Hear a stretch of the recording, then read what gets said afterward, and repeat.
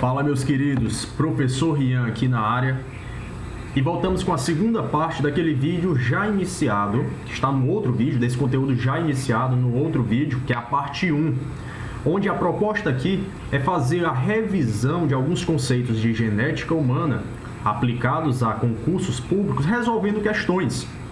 Então, à medida que vão aparecendo os conceitos nas questões, a gente vai batendo e você vai revisando. Então, se você não assistiu a primeira parte, volta lá, para esse vídeo e volta lá no primeiro vídeo, assiste lá, porque eu mostrei muitos conceitos básicos, conceitos elementares que vão te ajudar a entender essa aula também. Se você não está inscrito no canal, convido você a se inscrever e a assinar, a ativar o sininho, para que toda notificação, toda atualização e vídeo novo no canal você seja informado. Bacana? Então vamos trabalhar? Pau no burro. Olha só, eu trouxe aqui mais uma questão que é considerada aquelas questões covardes, né? Questões covardes por quê? Porque ela vai buscar um conceito não usual. Ela vai buscar um conceito não prático. E você vai entender por que disso. Vamos para o enunciado. Preste bem atenção no enunciado, porque no enunciado você já consegue revisar algumas coisas. O DNA é um polímero de nucleotídeos sendo formado pela complementariedade de bases nitrogenadas. O pareamento ocorre entre bases nitrogenadas púricas e pirimídicas. O pareamento de uma purina com outra purina resulta em uma dupla fita de DNA com diâmetro de... Vamos lá, vamos com calma. Vamos destrinchar esse enunciado e revisar alguns pontos.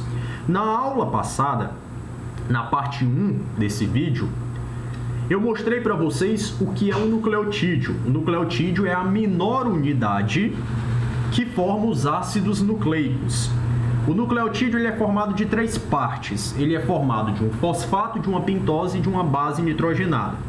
Essa base nitrogenada, por sua vez, ela pode ser do tipo purina ou pirimidina. Se você bem lembrar, as purinas são a adenina e a guanina. E as pirimidinas, elas são a timina, a citosina e a uracila. Bacana? Mostrei para vocês também lá no primeiro vídeo que purina se pareia com pirimidina. A adenina se pareia com timina, Agnaldo Timóteo. Guanina se pareia com citosina, Gal Costa. E a uracila? A uracila está presente no RNA, que é fita simples, então não tem pareamento. Tudo bem? Então, olha só esse finalzinho do enunciado. O pareamento de uma purina com outra purina resulta em uma dupla fita de DNA com diâmetro de... Nesse momento deve causar um certo estranhamento para você, que está tentando resolver a questão. Pô, professor, purina com purina se pareando não faz muito sentido. E eu concordo com você. Você vai já entender. Olha só aqui, eu trouxe para vocês novamente as imagens das purinas e das pirimidinas. Inclusive lá no primeiro vídeo, volta lá e assiste novamente. Eu disse que se você tiver tempo disponível, se o seu concurso não estiver aberto e você estiver com tempo para estudar os detalhes, tente guardar a estrutura química das bases nitrogenadas. Por quê? Olha só aqui um exemplo de questão que vai precisar dessas estruturas químicas. As purinas, adenina e guanina, você observa, elas são formadas por 2 anéis. Diferente das pirimidinas, que são formadas por um único anel. Perfeito? Ou seja, se eu parear purina com purina, eu vou ter 2 estruturas maiores se pareando, o que na prática não acontece, tá? Mas a questão, ela levantou essa hipótese. Então, se você parear 2 estruturas grandes, a estrutura final ela vai se tornar muito maior do que se eu pareasse 2 estruturas pequenas ou uma grande com uma pequena. Perfeito? É como se você pegasse e colocasse um ao lado do outro 2 caminhões ou 2 ônibus. Você percebe que juntando os dois a estrutura ela fica muito maior. do que se eu pegar, por exemplo, dois carros e colocar um ao lado do outro. Você percebe que a estrutura dos dois carros, se você pegar os dois carros, ela se torna menor. Deixa eu desenhar aqui para ver se você entende melhor. Se eu pegar dois ônibus, que é como se fossem duas purinas,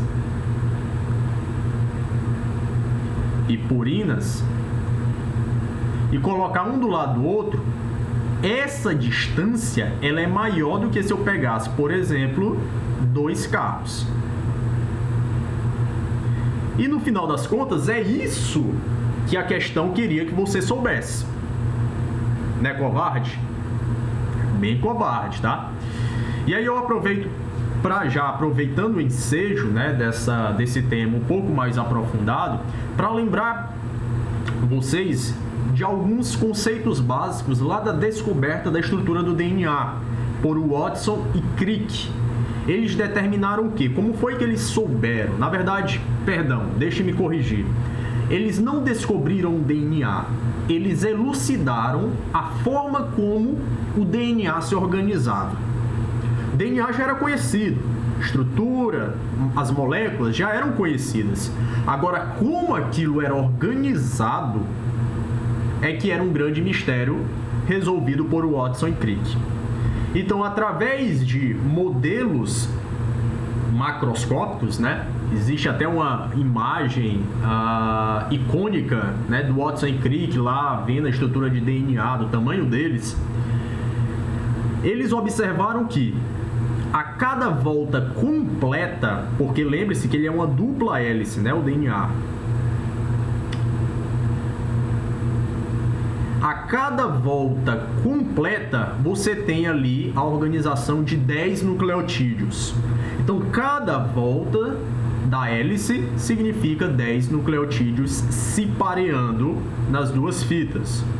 E o diâmetro dessas hélices é um diâmetro constante, onde purina sempre se pareia com pirimidina. E o final aqui, você tem a lei de Chargaff, onde diz que a quantidade de guanina é igual à quantidade de citosina, assim como a quantidade de adenina é igual à quantidade de timina. Então, sabendo disso, vamos voltar aqui na questão. O pareamento entre duas purinas resulta em uma dupla fita de DNA com diâmetro de... Sabendo disso, você já sabe que resposta correta é a letra A, maior do que a original. Bacana? Vamos lá para a próxima. Uma questão que não é da área de perícia criminal, mas que traz alguns conceitos já vistos e que a gente vai utilizar para revisar. Em relação ao modelo de estrutura de DNA, analise as assertivas abaixo. Item 1. A molécula de DNA consiste em duas longas fitas polipeptídicas. Opa! Duas longas fitas polipeptídicas? Polipeptídeo, você lembra de quê? Quando se fala de polipeptídeo, você lembra de proteína. Não tem nada a ver. DNA é ácido nucleico. Proteína é um produto que vem do DNA. Aproveito até para lembrá-los, senhores, do dogma central, tá? Dogma central da genética, que é DNA, RNA, proteína. O DNA, ele é transcrito em RNA e o RNA é traduzido em proteínas. Então, fazendo uma comparação, é como se o DNA ele fosse, senhores, um livro de receitas que tem todas as receitas necessárias para fazer um jantar, produzir um prato especial. Quando você sai do DNA e vai para um RNA, você tem um processo conhecido como transcrição. Então você pega esse livro de receitas e você transcreve uma das receitas.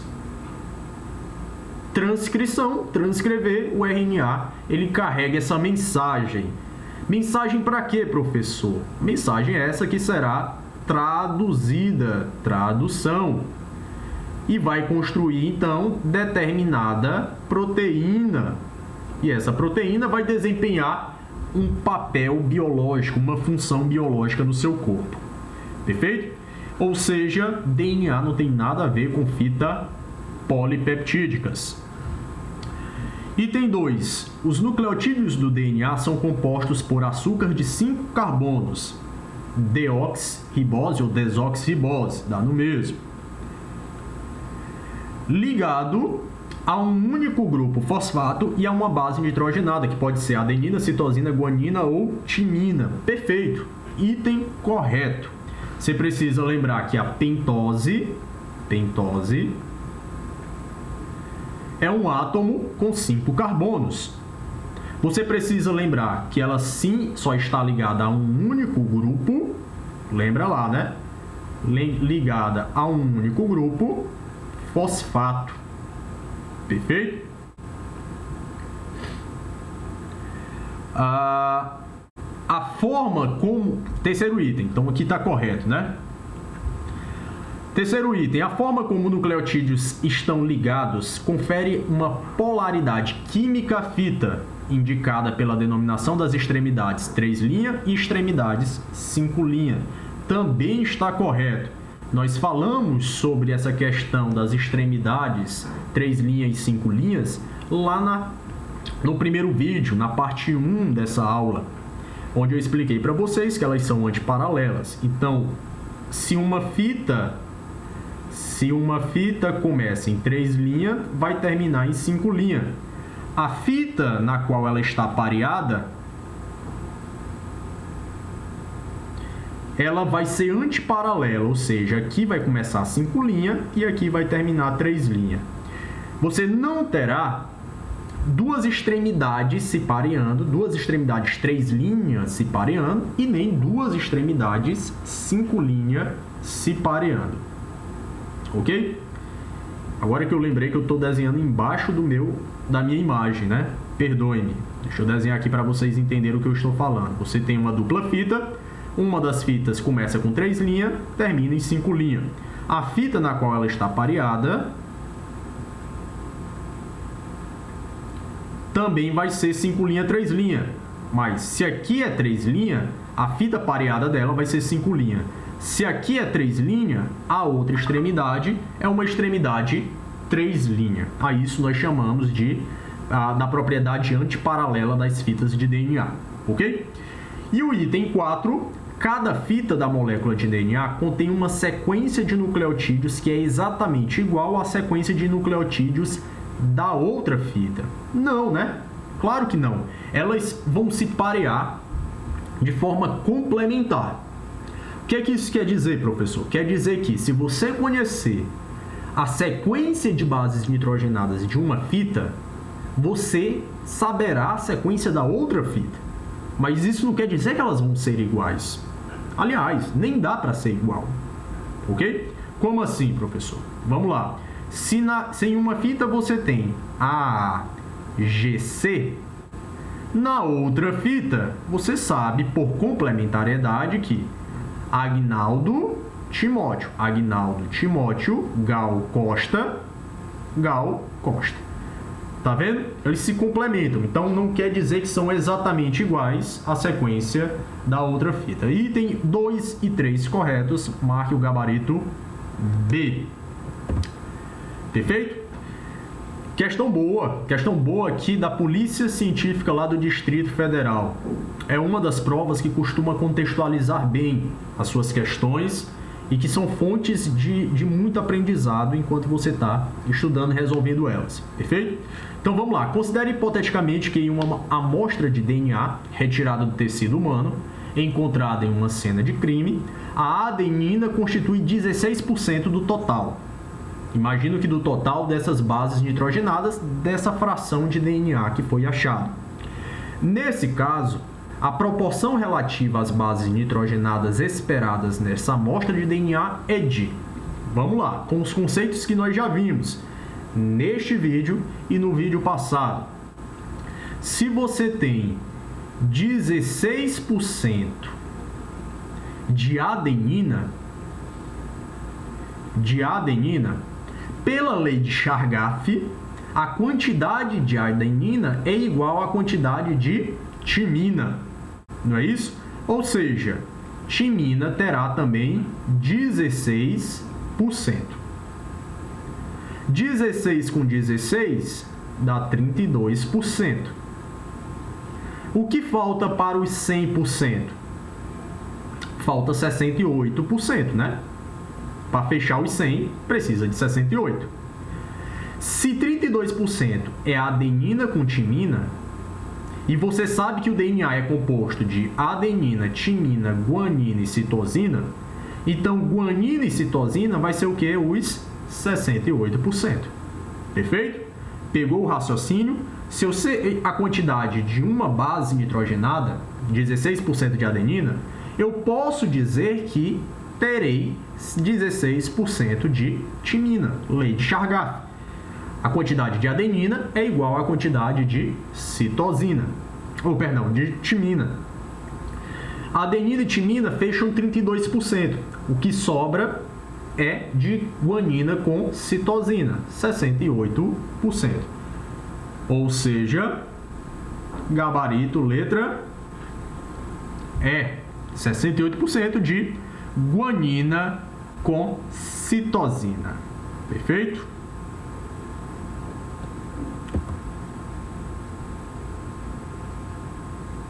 Próxima questão, outra questão da Polícia Técnico-Científica lá do Paraná. O DNA mitocondrial, embora em essência esteja constituído de moléculas de DNA, tem diferenças múltiplas do DNA nuclear ou cromossômico. Assinale a alternativa que apresenta a característica do DNA mitocondrial. Permitam-me fazer logo uma explanação acerca disso, tá? Você tem dois tipos de DNA dentro da célula eucariótica, que são as células que nos constituem. Você tem o DNA nuclear, aquele que está presente dentro do núcleo da célula, e você tem o DNA mitocondrial, aquele que está presente dentro das mitocôndrias. O DNA nuclear, ele é diferente do DNA mitocondrial.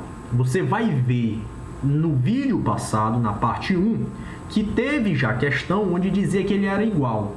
Justamente questão de banca fuleira, de banca pequena, que não contextualiza bem, que não pega bem suas referências. Mas saiba, DNA nuclear é diferente do DNA mitocondrial em alguns aspectos. Primeiro aspecto, o DNA nuclear, ele é linear. Ele é linear e ele é muito grande. Ele é gigante. Se você pudesse estender toda a fita de DNA, de uma molécula de DNA, você poderá chegar até 1,80 m a 2 metros de extensão. Como ele se encontra altamente condensado dentro da célula, ele consegue caber lá dentro do núcleo, mas 2 metros estendido.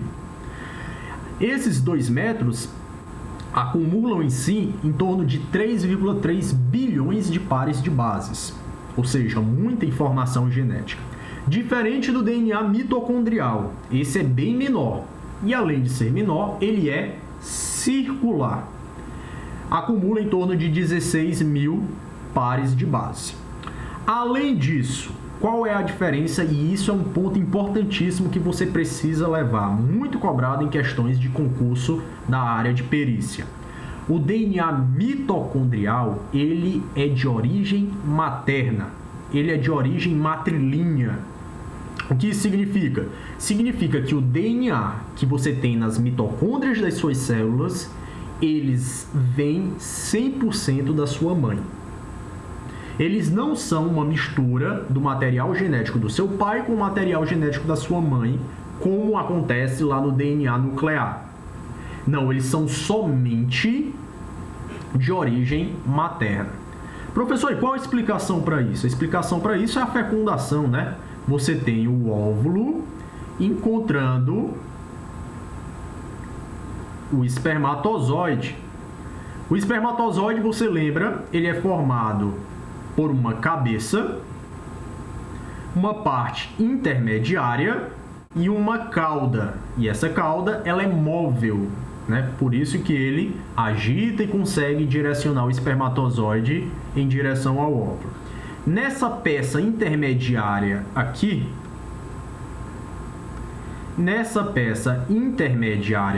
é onde se encontram as mitocôndrias. Lembre que a mitocôndria é uma organela de produção de energia, né? Então você tem uma célula que necessita de ser móvel, então tem uma cauda que se movimenta e se movimenta freneticamente, ou seja, gasta muita energia. Então ali logo na base dessa cauda você já tem o gerador de energia, que são as mitocôndrias. Então as mitocôndrias dos espermatozoides se localizam na peça intermediária. Quando ocorre a fecundação, senhores, o que vai entrar no óvulo para fecundá-lo é somente a cabeça. Ou seja, a peça intermediária e a cauda, eles vão ficar do lado de fora. Isso significa que as mitocôndrias dessas células não vão entrar em contato com o óvulo. Então você não vai ter essa mistura de material genético. E por que eu disse que isso é relevante para concursos de perícia criminal? Quando estivermos, quando passarmos pela aula, pelo vídeo onde eu vou explicar para vocês os métodos de identificação, de replicação de DNA, a parte mesmo de genética forense aplicada, você vai perceber que uma das formas de você saber essa origem matrilinear é fazendo a replicação por PCR de material genético mitocondrial, ok? Então você consegue ter essa definição maior da origem matrilinear e saber se o filho é de fato o filho da mãe, né? O filho daquela mãe. Pois bem, então o DNA nuclear ele é encontrado, claro, no núcleo de todas as células. Qual é a exceção? A exceção aqui são as hemácias. São as hemácias. Se você bem lembra, as hemácias que correm no seu sangue, elas são células anucleadas. Se são anucleadas, não possuem núcleo, não possuem DNA nuclear. Isso não quer dizer que ela não possua DNA, porque ela contém algumas mitocôndrias e essas mitocôndrias, por sua vez, carregam o DNA. Perfeito? Então, voltamos para a questão. Vamos julgar os itens. Letra A. Ocorre somente em células nucleadas. Não, acabei de mostrar. A hemácia é uma célula nucleada que também tem DNA mitocondrial.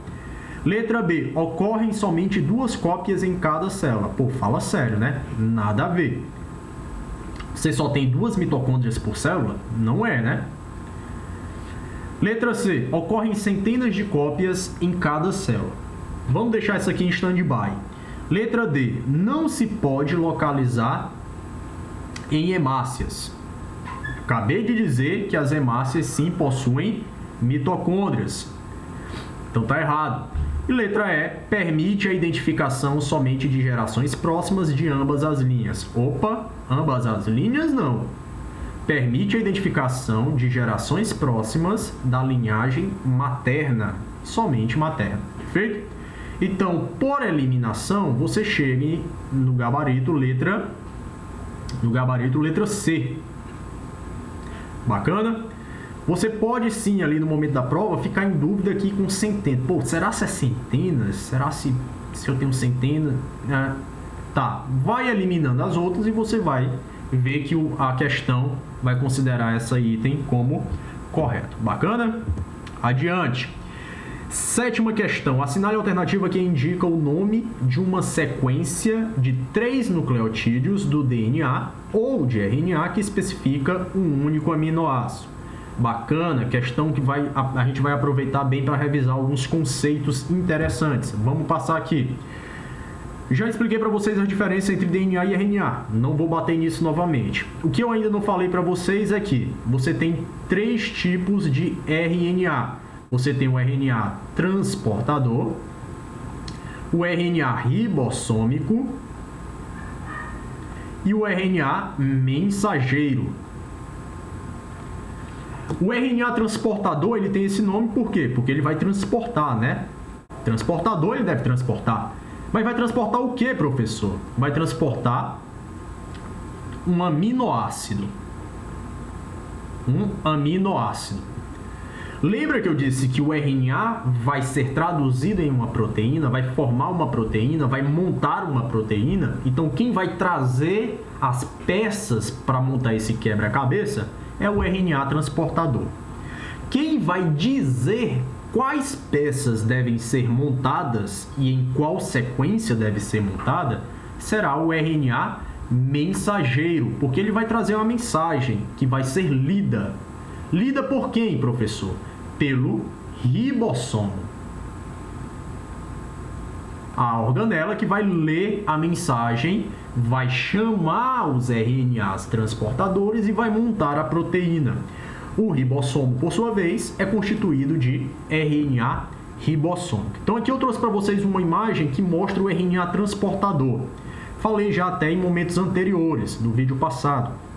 Esse RNA transportador, ele tem essa forma de cruz, tá vendo? Mas não se engane, ele é fita única. Ele não é não são duas fitas que se interagem. Não, é uma única fita que assume essa conformação. E por assumir essa conformação, você tem aqui, ó, você pode observar um certo pareamento intramolecular. Lembra que no vídeo passado eu falei para vocês que RNA pode fazer interações intramoleculares? Entrar na mesma molécula? É disso que eu estava falando. A fita é única, tá vendo aqui, ó? A fita, deixa eu botar aqui o marca-texto que vocês conseguem visualizar melhor. A fita é única, essa aqui, ó. Você só tem uma fita. Agora, a forma como ela se organiza permite que haja interações na mesma molécula, entre a mesma molécula. Tanto é única fita que você vê uma extremidade 5 linhas e a outra extremidade é o quê? 3 linhas. Perfeito? E aqui você tem o resíduo do aminoácido que ele está transportando. O que é que a questão está perguntando? A questão está perguntando dessa trinca de aminoácidos aqui, essa trinca de bases nitrogenadas aqui, ó. No RNA transportador, o nome dessa trinca se chama anticódon. E ela vai ser identificada lá no RNA mensageiro pela outra trinca que é chamada códon. Perfeito? Então, se no códon você tem A ou G, no anticódon do RNA transportador, esse códon, essa trinca de bases nitrogenadas A ou G, ela vai chamar um RNA transportador específico. É o RNA transportador que possui como anticódon o UAC, perfeito?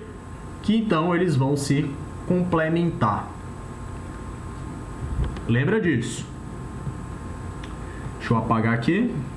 Aqui eu estou mostrando para vocês só esse processo, tá? De tradução, porque aqui a gente está falando do processo de tradução, que é a transformação do RNA em proteínas.